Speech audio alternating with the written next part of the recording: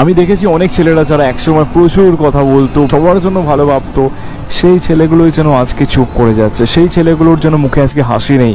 সেই ছেলেটা কারোর জন্য কিছু ভাবে না, কাউকে কিছু বলে না, কোনো কিছুতে থাকে। আজকে তার জীবনে কোনো বন্ধু থাকলো কি থাকলো না, আজকে তার জীবনে কেউ ভালোবাসলো কি ভালোবাসলো না, আজকে তার কোনো কিছু যায় আসে না। একটু গভীরে গিয়ে দেখলেই দেখতে পাবে যে সেই মানুষটা একটা সময় একটা মানুষকে নিজের সর্বস্ব দিয়ে ভালোবেসেছিল, কিন্তু একটা সময় সেই মানুষটাকে এত অপমান, এত লাঞ্ছনা, আর ছোট থেকে বড় কথা কোনো কিছুই দাম দেওয়া হয়নি। তার সমস্ত কিছু ধূলিসাৎ করে দেওয়া হয়েছে, তার সমস্ত আবেগকে পুড়িয়ে ফেলা হয়েছে। আজকে সেই মানুষটা চুপ করে যাবে না তো কি হবে? আজকে তার মধ্যে কোনো ইচ্ছা থাকবে কি করে? একটা মানুষ এসে সেই মানুষটাকে জ্যান্ত শেষ করে দিল। আজকে সেই মানুষটা শুধুমাত্র বাইরে থেকে বেঁচে আছে, আর ভেতর থেকে কি চলছে সেই মানুষটাই জানে। আজকে তাকে বেঁচে থাকতে হবে শুধুমাত্র তার পরিবারের জন্য। কারণ একটা ছেলে সারা জীবন অন্যের জন্য করে যায়, তাও সে নিজের জন্য কিছু চায় না, আর যাকে চেয়েছিল সে নিজের হয়নি।